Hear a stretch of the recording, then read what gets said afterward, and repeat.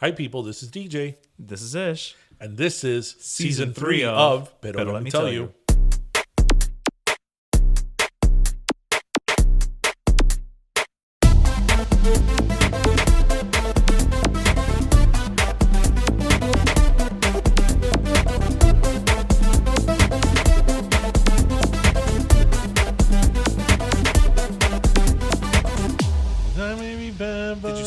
Did you see my little Britney I did.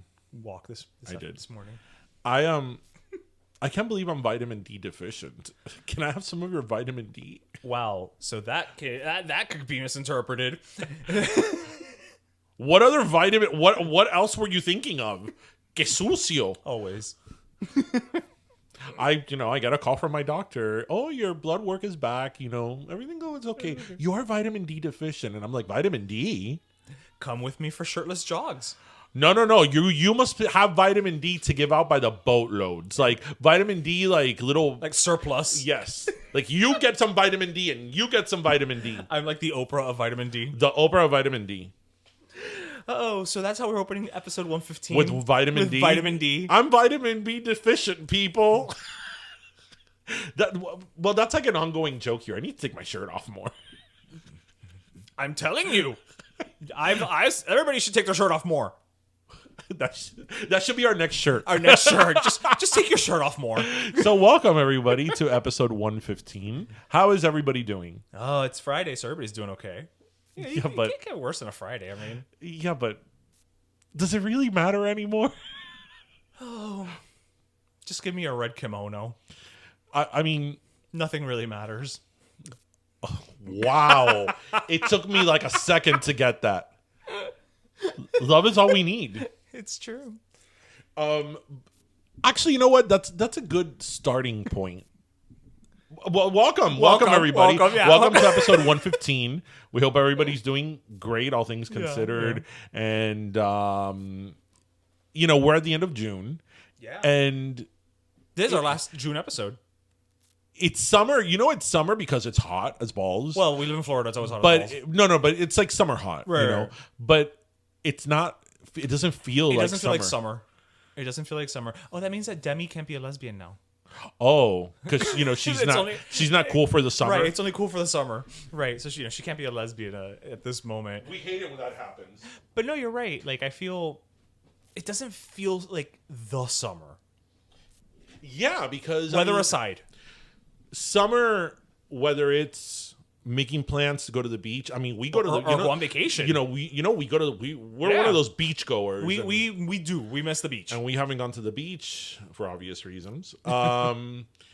It's just weird. Like it's a weird kind of time, and despite what somebody close to me says, 2020 is not the best year ever. No, it's not. But it might give us some hindsight. Which in hindsight, everything is 2020. So I in my personal Instagram, I put something earlier this week that at the rate we're going, I'm sure that aliens are coming down. Oh, yeah. Right. What I did not know, I don't know how I missed this, that there was some type of confirmation earlier this year. Yes. Yeah. Okay, so tell me a little bit about that. I didn't know about that, okay, which is strange because that's something I would know. So I don't know the details, right? But essentially, Area 51, remember earlier, La fecha están que I don't know where it begins and where it ends. Remember a couple of months back, people were like, "Oh, we're going to storm Area 51, to make them show us the aliens." Okay, I do remember. You remember that? Okay. Yeah. Más o menos around that time frame, something they released because all government reports after X amount of years are declassified, and it essentially said something to the effect of they did have it confirmed. It didn't confirm necessarily aliens, but it did confirm unidentified flying objects and things of that nature. So, for all intents and purposes, it said aliens were real. Right. But 2020 has been such a clusterfuck that nobody even noticed. Right. That's how much of a fucked up year we have. Aliens were confirmed, and people were like, yeah, whatever, okay, fine. It's weird, man. It's weird. I just hope they don't come for my birthday. I know. Well, then I hope they don't come for mine. I hope they don't show up. But I want them to come, but what would be Spice World aliens? Right, but what would be the optimal time for them to show up? I don't want them to show up around the holidays either. Halloween. So they could just blend in. Yeah. Okay. I like it. You know that Tristan said something the other day that kind of blew my mind regarding aliens? Because, you know, I've always been the type of person that it's not that I believe in aliens, but I believe why wouldn't there be aliens? It's a little arrogant to think why we're not, it. Yeah. right?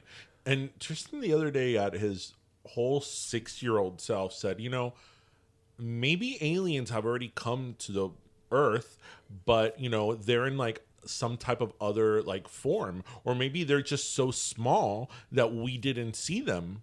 Or maybe aliens, you know, because he was like, space is infinite. And, you know, maybe they're from a galaxy where, like, you know, size isn't the same as here. And I'm like, these are the thoughts of a 6-year-old? Like, That's why I like that kid. Also, I really hope I haven't stepped on one. I know. Because that's like tantamount to declaring war, I would imagine. Yeah, it is. But then again, you know, I would like to, well, weren't they here also, like, in prehistoric age, which is Gazoo?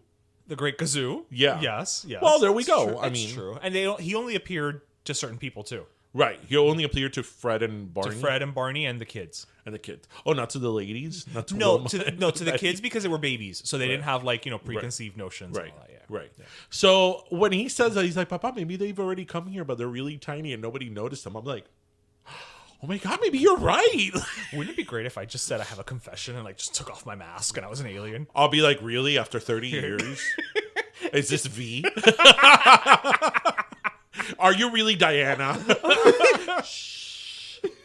That show was so good. It was. The reboot was good too. Yeah? I enjoyed the reboot. Yeah. That show was so good. I remember, like, I'd be so afraid, like, when they would, like... It was terrifying. Yeah, when they would have a fight and, like, a piece of skin would come Yes. off and you'd see, like, the reptile alienness. Oh my God, no. It was scary. Yeah. It was V. terrifying. And who played Diana?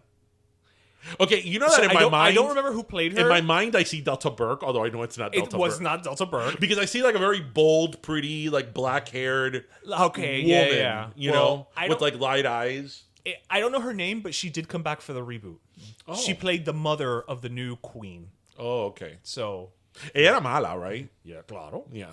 Because they wanted to conquer the Earth. That's their goal. Yeah. You know. Right, so we want Spice World aliens. We want Spice World aliens, yes. And I'm sure Seth Burgerbeast would agree with us. Yeah. We don't want mean aliens. No, at all. So, it didn't end very well for LA and Independence Day. Oh, no, it didn't. So, I actually have a question for you. Oh, it's legalish. Legalish. Yes. So, I don't know if you know if you've heard of this new Instagram page. It's been, and I'm like a little jealous because they've only been around for maybe 2 weeks or so, and they already have like 14,000 followers. Mm-hmm. COVID 305. No, I don't know about it. Okay, let's look it up. So while you look it up, so basically, it's for those of you who don't know it. It's obviously, as the name would imply, it's about 305 and the 305 and the 786 because it's the same thing. People taking pictures and posting of other people not adhering to social distancing. So, for instance, they had an entire video there of people at this local place, Copper 29, and how nobody was social distancing and how the waiters and bartenders weren't wearing masks, and the Palace on South Beach, you know, how everybody was you know, just Suarez. Right, it was just, you know, hyping it up or whatever. So it's funny because I had actually planned to bring this up on this episode. But then yesterday, I get a call from our favorite Hialeah girl, Lucy Lopez. Of course. We love Lucy. And she, well, you know, everybody does. And she calls me and she's like, yo, Ish, like, bro, have you seen that COVID 305 page?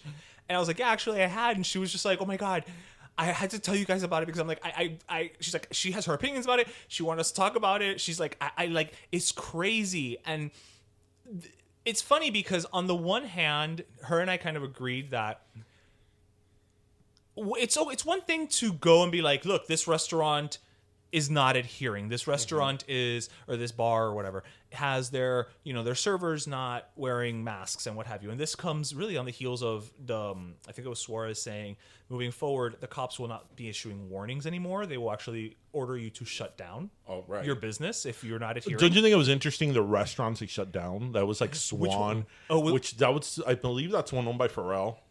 Oh, it was? I don't even know which ones have been shut down. Yeah. So, you know, what we had a question about, and this is where you come in, is it's one thing I would assume to put a picture of like a crowd at a restaurant or a bar, right? Because that's one thing. But she was saying, and I tend to agree with her, how it's, she's like, bro, but what, like, if you put pictures of like just a person, right? Like that's some communism shit. Like that's el comité. That's like, gusanos type of shit. Is there a precedent with social media where if I post a picture of someone without their consent, they would have legal ramifications? Well, I don't know if there's if the rules are different to social media, because I know the law takes a while to catch up to technology. As far as taking pictures of people in public, in a public space, you can't, because it's all about a reasonable expectation of privacy. You do not have a reasonable expectation of privacy in a public setting, like a restaurant, like a club, like a bar, a mall, a store. Okay. So somebody could take a picture of you. So in this case, without wearing a mask, somebody could take a picture of you. For example, if somebody takes a picture of you, let's say in a public restroom, let's say without wearing a mask, there I would make the argument that you can't, because in a public restroom, you have an expectation of privacy. Right. You're But this all has to do with like a reasonable expectation of privacy, which was Katz versus Illinois. Oh, well, there we go. There's a reason why I went to law school and paid $150,000. This is why I bring it up. No, because that was the question. I mean, Katz versus Illinois, which is a Supreme Court case, was more in terms of audio. Like, okay, do you have a reasonable expectation in a phone booth? Oh, right. So it was more about that. For those listeners who don't know, phone booths were these square containers that had phones in them that Superman came and went in. Exactly. That Superman would transform. Right. That's it. That's all you need to know. It. So I would make the argument, I don't believe, or I don't know of any type of social media. I mean, there may be, the social media in question, which may be Instagram, may have some type of user, some type of rule for its users that you can't use quote unquote Instagram to shame someone. But that's essentially what this is. But that's a rule, not a law. There's a difference. So the worst that could happen is that Instagram could shut down your page or have you remove that post, but you're not necessarily doing something illegal. Could somebody, I guess, take Instagram to court if they do not do it? Because if there's and again, that's assuming that this is a policy. Then I have not heard, because the whole thing with a reasonable expectation of privacy, that's constitutional.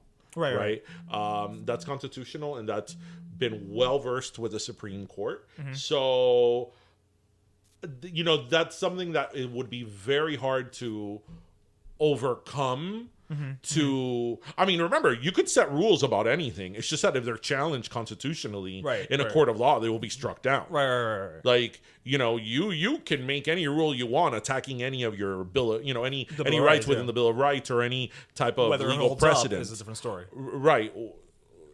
It's not going to hold up in court, but you could pass it. Okay. I don't know of any of social media that would really impair your right to be able to take a picture of someone in public. And do you think it's effective to do things like this? Because on the one hand, I get it, but on the other hand, it depends. I think of random people. I think honestly, I mean, and whatever. I think there's also these people also. I think they just want to become like the next Only in Dade, and so I mean, I just saw the page now for the first time of somebody like Francis Suarez, and I have nothing against Francis Suarez. I actually me da frío ni calor. But Francis Suarez has been very vocal about being careful, as he should, as mayor of the city of Miami. He's been very vocal about social distancing and wearing masks and all that. So he's held, I believe, to a different standard, to a higher standard than, for example, you and me, that we're regular Joe Schmoes. So somebody like that is probably more open to being called out, because there's a bit of a hypocrisy there, and it's not like, but it's a public figure too. I mean, he's a public figure. It's not like, he was not wearing a mask, I don't know, at a press conference where everybody else was 6 feet away, or like at his kid's birthday or something. He was at like a bar or like a crowded restaurant, so in the midst of because the crowd. That is the exact behavior you're trying to curtail. Correct. Right. The behavior you're trying to curtail is not whether you're wearing a mask at your kid's drive-by birthday party, what you're trying to do is curtail the behavior of people being in public forums and public spaces that are crowded without a mask. Okay. So I don't know. I just don't. I don't know if I can get behind all this shame culture, But then on the other side, I read an article where we're kind of doing the same thing now with the masks that was done back in like the early 80s when they were trying to pass the seatbelt legislation. There were actively people trying to say that it should not become a law. There were people actively going against the adoption of seatbelt legislation.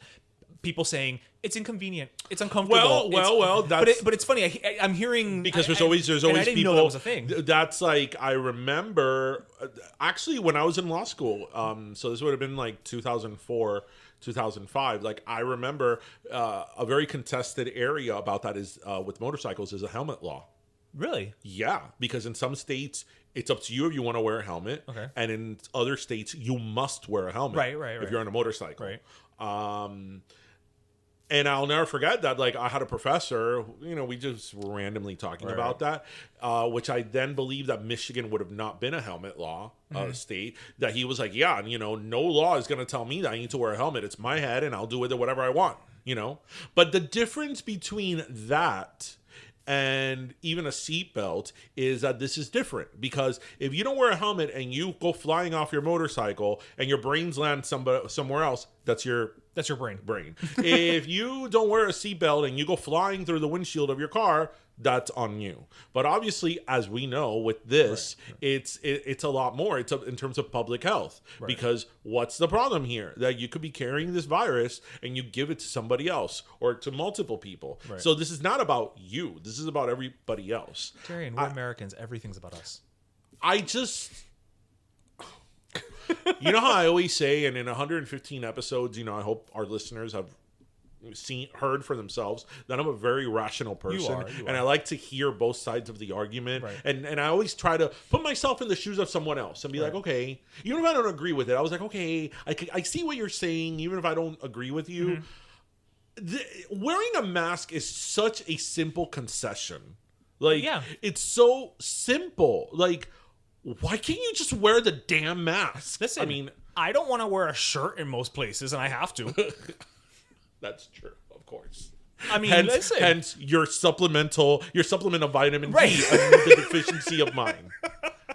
Exactly, but it sounds silly, but it's like when you walk to a McDonald's or whatever, and it literally says no shoes, no shirt, no service, no problem. Well, you put on the shoes, you put on the shirt, you go in. Like, you just nobody has ever been like, well, I'm not putting on shoes and I'm gonna go. Unless you're Brittany in a Starbucks, but that's different. Those are different times back then. That was 2000. I don't understand what Helenge is with the people. Well, because the problem is that this has become political. That's the problem. That even the coronavirus became political.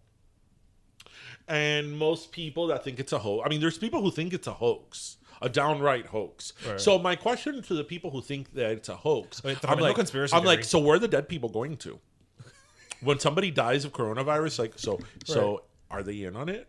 Right, that's what I'm saying. Like, this is. Is this like? Is this like what they were doing? The Truman Show. No, yeah. Was this like the Atlas Shrugged, where people were disappearing, and everybody was asking who is Chung Galt? Like, similar. Are the people that are allegedly dying from coronavirus, are they going and building their own perfect coronavirus free location? Are they on Madagascar?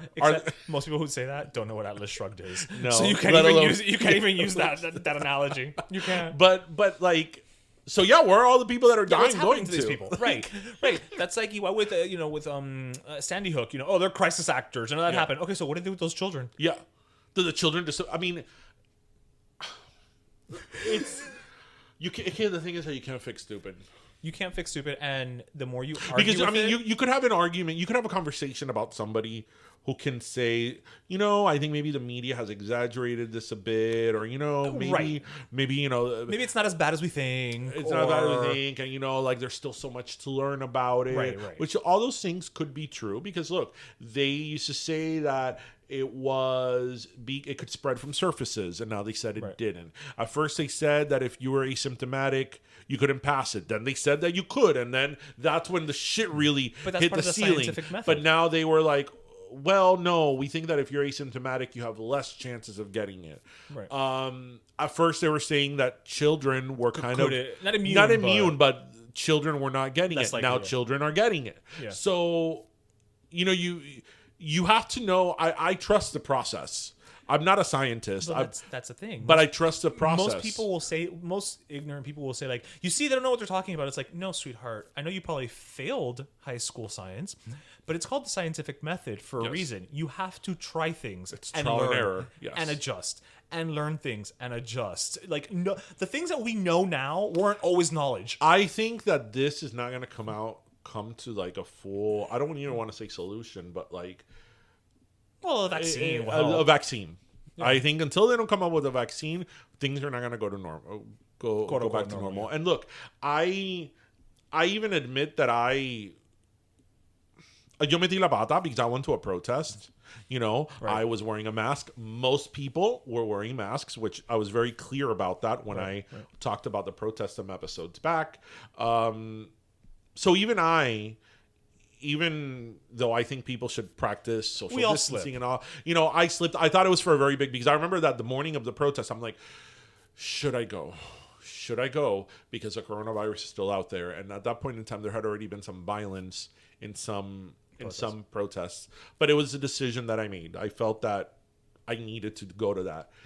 Right. So we're all, none of us are perfect. All of us have made setbacks and mistakes. But one thing is to deny the science and deny that this is a problem, that it exists, that it exists.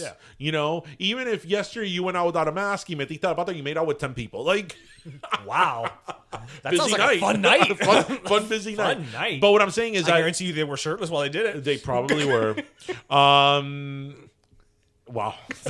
How do I come back from that? Even if you slipped, you pick yourself up and try to follow the rules. Right, you quarantine yourself or quarantine the next day, whenever.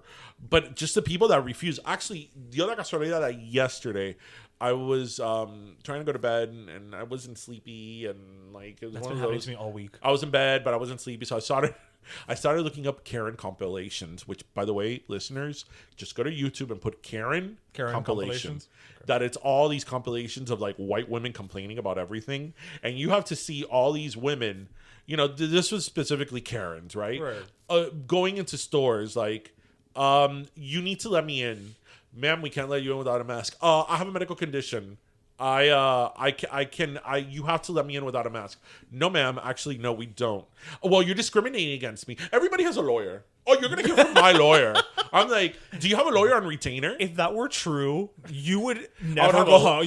I would have a lot more business. You'd be working 24/7. My office would have a lot more business than what we have now, which, has been flattened by the coronavirus, just like every other business, and it flattened the wrong curve. Yes. And I was even watching this video of this woman that she was, I don't know if she was like at a convenience store or like a supermarket, and she goes in, dispara. And the manager comes up very nicely, ma'am, I'm sorry, but you need to wear a mask. Right. I will be more than happy to supply you with a mask. No, I can't wear a mask because I have a medical condition that doesn't allow me to wear a mask, which I'm not sure what that medical condition is. Oh, I do. It's called descaro. Oh, descaro. Right. And he's like, would you like for me to give you a mask? No, I have a medical condition. You can't refuse service. Actually, ma'am, we can. Of course, every store can refuse service. He was really trying to accommodate her. Right. He was like, would you like for me to go in the store and make the purchases for you? No, because this is very private. Mind you, it was like a supermarket. I'm like, get private. If you want to buy KY, go to like the freaking adult bookstore. Like, Amazon. Or Amazon. Get from Amazon. And it's cheaper. I'm sure. I mean, what's the most private thing you could buy? Tampons? I mean, really? Who cares? Yeah, exactly. At a supermarket. So, no, I mean, it's just stupid people. And, unfortunately, this has become politicized. And just like everything else has become politicized. And somehow, this has become a conservative versus... a left versus right. Left versus right. I don't know how. ¿En qué momento? a state of emergency when it comes down to a pandemic became politicized, but it's just the world that we live in. So I also want to bring up something else, something a little more frivolous. So last week, actually, after we finished recording, you reminded me of the existence of something that I knew existed, had wanted to watch, but hadn't gotten around to yet. Ooh. And not only did I watch it that night when I went home as I was editing the episode. What did I tell you? But I watched it the following day because I was like, I'm remembering it a certain way, pero como eran como las 2 de la mañana, I'm like, is it because I was half asleep? Yeah. Or because, no, it didn't make any sense. And so I watched it again with Jose and like, no, it didn't make sense, but I will watch it like 8 more times. Yeah. Sextet. Oh my God, yes. With Mae West. Yes. Oh my God, what a deliciously horrible movie. She talks like that during the whole movie. Like, oh, well, I mean, let's do the rest of the episode just like this, honey. Oh, so I was like, oh my God, the great Mae West has like no range. No, Mae West, the whole Mae West character was just Mae West. I mean, oh my goodness, let's talk. Now tell me, can we talk about the cast of that movie? I mean, freaking Ringo Starr is in the movie.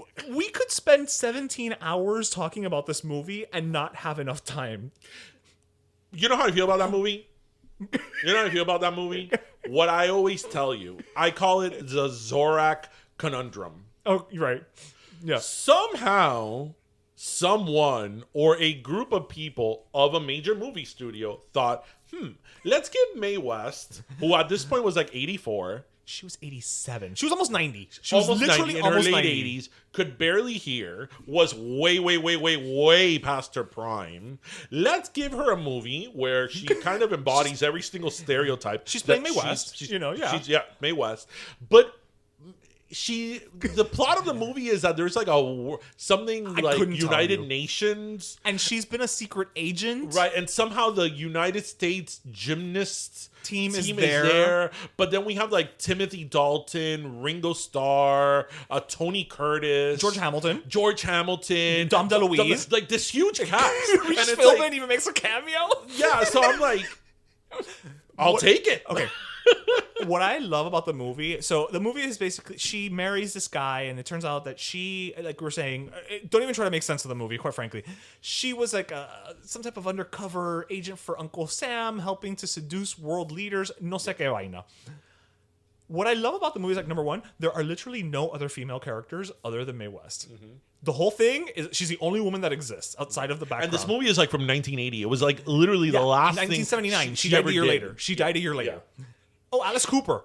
Alice Cooper's in it, yes. I mean, Ringo Starr. This was 79, you said? 79? The Beatles broke up, in 70, 71? So he was still within, like, the first 10 years Ringo Starr, of the Beatles. Yeah. Like, he was still riding that Beatles, like, legendary fan. And, what else would you do other than, this movie with Mae West? But then, so Timothy Dalton is her 6th husband, right? Yeah. But what I love is that, again, Timothy Dalton, I did the math. I like Timothy that scene that's like, movie, husband number 6, meet husband number 5, or whatever. Timothy Dalton, I think, was like 38. Yeah. She was almost 90. Yeah. Okay. She was a cougar before cougars were cougars. But what I love is that if you watch that entire movie, nobody even mentions her age. It's like that entire movie was written in this world where she a vacuum? It's a vacuum. Like, she just exists as Mae West. Ella ya estaba medio ciega, because I started reading up on the movie. She couldn't hear. She had an earpiece. Yeah, there's a famous... She couldn't walk. There's a scene, my favorite scene, where like something happens that she's like, oh no, honey, it's an emergency. Let's get out of here. Un poco más gatea, because she walks so slowly from the emergency. Yeah, but there was like a famous production note that they had a scene like in an elevator and she couldn't hear, and then when they cut and finished the scene, she stayed in the elevator. She stayed there for hours. No, and you know what I really liked about it? I mean, I haven't seen many Mae West movies, so I can't say, but that throughout the whole movie she has that little like back and forth, like she always looks like she's standing on a soft trampoline. Yeah, no, She's like a more calm version of Andy Cohen on Watch What Happens. Yes. Because, like, as I was telling you last week, I would have thought that, like, you know, she probably hadn't acted in a while. That if they were going to bring her back to like a movie, a project, this was going to be like Mae West, like you've never seen her before. Right, make it worth the while. Some like dramatic. No, honey, no, honey, no. Oh, and did I forget to mention? It's a musical. I love when they do the Captain and Tennille song, her and Timothy Dalton. He's like, love. He's like singing whatever. And then the part where, you know, love will keep it. I will. And say, whatever. When she's like, whatever. I remember when I saw that some years back. I remember when I saw it. Because like Mae West is one of these people that Mae West like was very famous in like the 20s and 30s. Yeah, she was vaudeville, and then I believe she was in silent movies. Right, I'm saying vaudeville. So Mae West was like before like the golden era age of Hollywood of like, you know, Joan Crawford and Betty Davis. And, But she preceded. Yeah. Right. So when I saw that Mae West did a movie that came out in like 1980, I was like, but what? Like this was so like long after Mae West, and then that's when I started looking up. Because I was reading something random, and it's like, oh yeah, Sextet, her final movie, and like released in 1980 in the 80s. Like she had a movie in the 80s. Like what? Like was she 1,000 by then? So I will say though, she may have been 1,000. She may have been everything else, but because you know, as we do now with the Wikipedia rabbit hole, right? Yeah. So I started reading up on her. She was independent. She had become independently wealthy because she way back when she first got to California, she bought up I don't know how much property in Van Nuys, which was nothing back then. Yeah. And then when that started getting hot, she sold it. So she had money at the end. But so she knew about property. Well, she was a very savvy old dame, Mae West. She knew when a property was hot, it was hot. Yeah, but she also had a little bit of a civil rights streak in her. Oh, yeah? Yes, she did, honey. Because when she moved out to L.A., I'm going to do the whole thing in this voice. When she moved out to L.A., she moved into the penthouse of an apartment building, and that's where she lived the whole time she was in Los Angeles.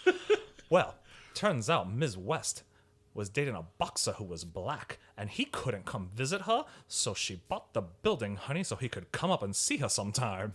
Oh, so she was a trendsetter before her time. Que bueno. Oh, yeah. Wow, that was good for her. Yeah.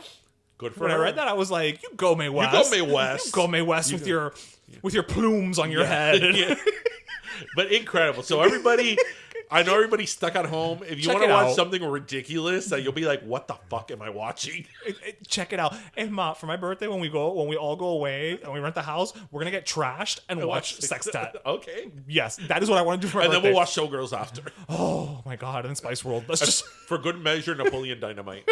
All of it. Oh my god! A little personal antidote. I posted something on my personal Instagram. My niece the other day was telling me, you know, my brother and her were over at the house, and it was actually on Father's Day, and my niece was like, oh my god, you know what I want? I would love a Vote for Pedro shirt. And I was like, what? How does she know about that? I thought you were going to say it in Mae West. I almost did. How does she know about that? I almost at the last second decided against because it. Apparently Napoleon Dynamite is like making its rounds again. Okay, it's coming back, yeah. You know, the kids. Yeah. This movie's amazing. That's so... Eat your ham, Tina. You fat lark. And I'm like, you want to Vote for Pedro shirt? And she's like, yeah. And I'm like, hold on. We were at my parents' house. Right. So, you know, I still have my old clothes at my parents' house. And I brought her my original Vote for Pedro shirt. Aww. And she was like, oh my God. I'm like, this is vintage. Yeah. We're old enough to have vintage. This is vintage. And I look at my brother and I'm like, oh, are you going to let her wear it? And he's like, yeah. And I'm like, oh, and you used to make so much fun of me when I used to wear this shirt. And look, now your daughter's wearing it. See, because I've always been cool. You have not. That's true. You've always been a little bit of a trendsetter there, haven't you? Yeah. You know, he lost Jossie Banks. I always get confused with that name. When I've told you the story. When I first wore that shirt, I had gone to Universal Studios with my parents, to Islands of Adventure. And my dad's like, ¿Qué es Bopo, Pedro? ¿Qué es eso? ¿Quién es Pedro? I'm like, oh, it's for TV. And they were like, las locuras tuyas. And when we went, this was like right when it had first come out. Yeah. And when we went to Islands of Adventure, everybody was talking about my shirt. Like, oh my God, Vote for Pedro. And like, parece que el pullover tuyo es popular. And I'm like, yeah, otherwise I wouldn't have worn it. Yeah.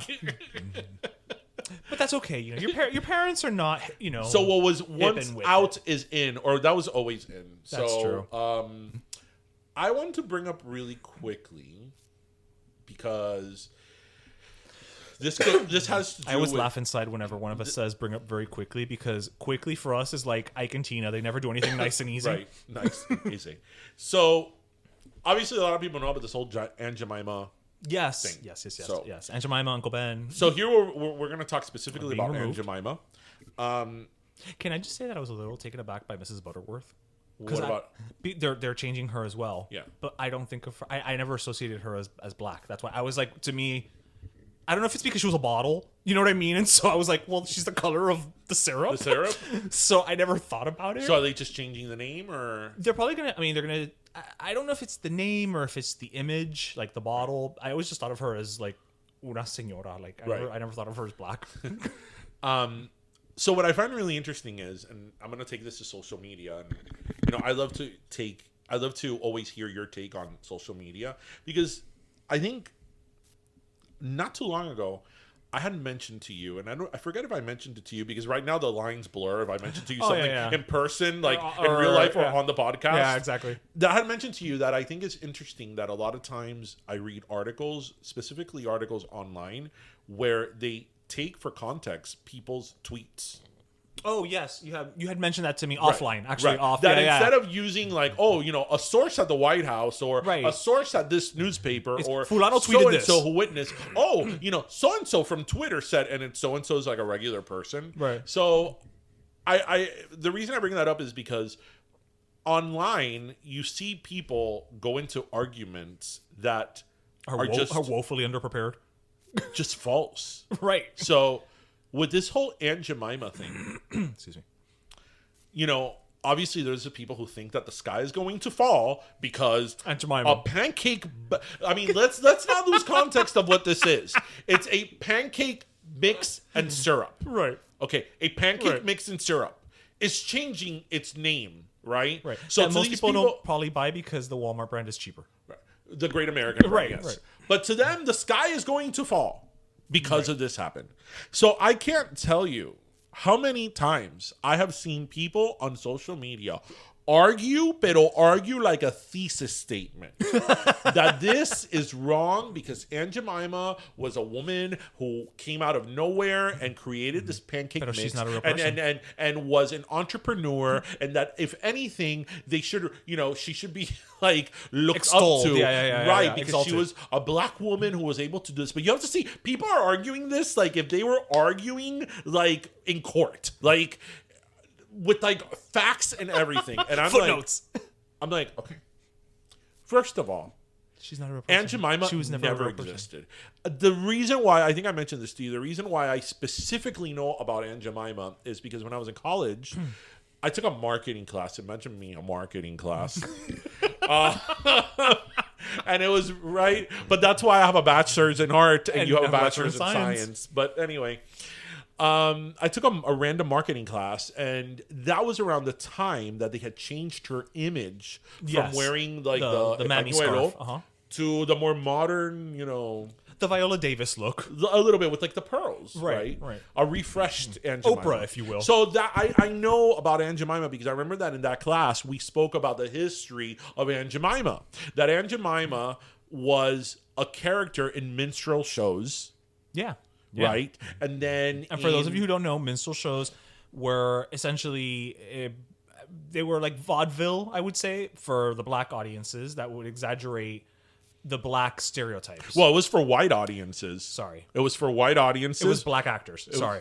Because it wasn't always blackface. Wasn't it some of them? No, the minstrel shows were all blackface. Oh, they were all blackface? Yeah, they were all blackface. Oh, I thought some of them were actual black actors. I don't know if there was a black actor, but there were blackface. And the point of the minstrel shows then my apologies. Was to dehumanize, you know, the black experience. And to dehumanize black people. I honestly thought it was black people engaging in that. No, minstrel shows were for a white audience. That I knew, yes. And it was white actors in blackface making to fun either of black dehumanize or making fun of black people. Right. That's why, till this day, blackface is such a controversy. Yes, I get it. Because as you know, I've explained this to people. This wasn't actors who were It wasn't putting Othello. a darker shade. This right, wasn't it wasn't Othello. Othello. Right, or it wasn't like they were doing blackface, quote unquote, to play a black character. No, the reason when they did blackface, and that's why their extremities were exaggerated and the mouth was bigger, was to dehumanize black people at that time. Like, look how funny they are. Look how silly they are. So Aunt Jemima was a character in a minstrel show. Right. So in the 1880s, this guy, Chris Rutt. I know why I think. I know why. I know. You know why I'm thinking black people worked in the minstrel show? Why? Because of the song "Mr. Bojangles." Oh, because he says I used to work in the minstrel show. Yeah. So maybe there were black actors. Maybe there were, but I mean, But the point of it was not. Right. So it was this guy named Chris Rudd that he owned a newspaper or something that he had like a recipe of the how to make a good pancake. The buckwheat and he got this. He patented the recipe. Yeah. So he had been to minstrel shows and he knew of this character. And he took Aunt Jemima. He took it and named this pancake mix Aunt Jemima. And what's actually terrible is that if you look at old ads of Aunt Jemima, oh my God, they're so horrible. They're horrible. They're absolutely horrible. Horrible. And I think that one of the worst ones is the one where she is dressed like a mammy feeding pancakes to her white masters. Oh wow! Yeah, look it up. I'll show it to you. I mean, this is absolutely terrible. So that's why I tell people it may be a small thing because at the end of the day, it's pancake mix. Right. Maybe you could have a conversation as to people who think that maybe this is not that effective. But as I tell people, I'm like, you have to know the history of it and know why that's so offensive to a large part of people. Because I think it's offensive, and I'm not black, and I think it's very offensive that. Not only do I think it's offensive, but I think it's even more offensive that people refuse to believe that it's offensive. No, that anybody can history be. Of it. That anybody can and be. You see people online fighting that know that Aunt Jemima was a real person. It was an entrepreneur. I'm like, but what? Like, what encyclopedia are you looking that up in? Like, where are you finding that? Like, I want to see your works cited page and your bibliography. The internet, and you can find anything you want. So, what's your take on that? It's funny because I mean, on the one hand, I agree with you. Like, I understand how it could, it starts in offensive stereotypes and all that. Also, not being black, I can't speak to certain elements of it, right? I do applaud when they changed her image. You know what I mean? Like, so she's not the mammy anymore. Now she's just, it's just a black woman, right? To me, it's one of those things where, like you said, it's like, it's pancake mix. It's fucking microwavable rice. Like, who cares? Fine. Brands come and go every damn day. You know what I mean? It's like Dunkaroos disappeared for a while. But, is it a big deal? No. Should we be focusing our efforts elsewhere? Possibly. I just think it's also part of the whole thing of now where all corporations are trying to do the right thing. And it's, on some level it's kind of like, well, thank you, but is it really? Well, but is it really that big in the grand scheme of it? I think getting rid of Aunt Jemima is not going to fix racism. Right. Wouldn't it be wonderful? It's over. It's done. It's done. All the only sacrifice was Aunt Jemima. The only thing it took. That'd be pretty amazing. That would be amazing. That's obviously not going to